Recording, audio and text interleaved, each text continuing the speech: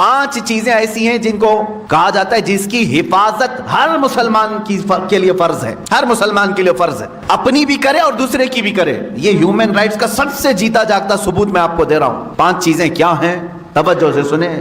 اسلام ہی اس بات کی شہادت دیتا ہے اور ضمانت بھی دیتا ہے کہ یہ 5 چیزیں جنہوں نے محفوظ کر لیا ان کا معاشرہ محفوظ ہو گیا۔ نمبر 1، ہر ایک کو اپنے جان کی حفاظت کرنی ہے، دوسرے کی جان کی حفاظت کرنی ہے۔ یہ سب سے بڑا حق ہے اسلام نے دیا ہے، تمہیں اپنی جان کی حفاظت کرنی ہے اور دوسرے کے جان کی حفاظت کرنی ہے، پہلی چیز۔ دوسری چیز ہے تمہیں اپنے مال کی حفاظت کرنی ہے اور دوسرے کے مال کی حفاظت کرنی ہے۔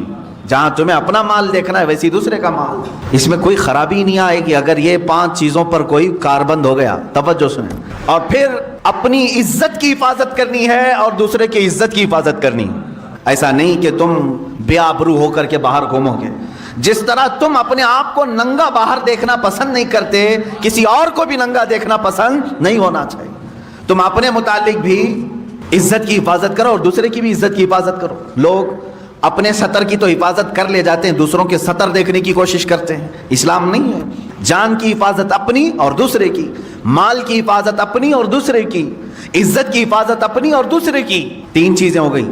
چوتھی چیز اللہ کے حبیب صلی اللہ تعالی علیہ وسلم کی حدیثوں سے ہے، اپنے نسب کی حفاظت کرو اور دوسرے کے نسب کی حفاظت کرو۔ نسب کی حفاظت یہ بہت ضروری چیز ہے۔ نسب کی حفاظت کا مطلب کیا ہے؟ بغیر شادی شدہ بچے پیدا ہونے نہ دینا، ورنہ اس کا نسب ہی نہیں معلوم ہوگا۔ اسلام نسب کا بہت اہتمام کرتا ہے۔ آج یورپ میں جا کر کے پوچھو تو ان کا نسب ہی نہیں معلوم ہے، ان کا باپ کون تھا معلوم ہی نہیں ہے، کیونکہ شادی کیا ہی نہیں۔ وہ سوچتے ہیں گرل فرینڈ بوائے فرینڈ کا جو تصور لایا گیا یہ تو ابھی کم ہے ہمارے معاشرے میں، وہاں تو پورے مزہ چکھنے کا نام فرینڈ شپ ہے۔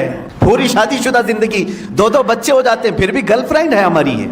یہ نسب کو انہوں نے تباہ و برباد کر دیا۔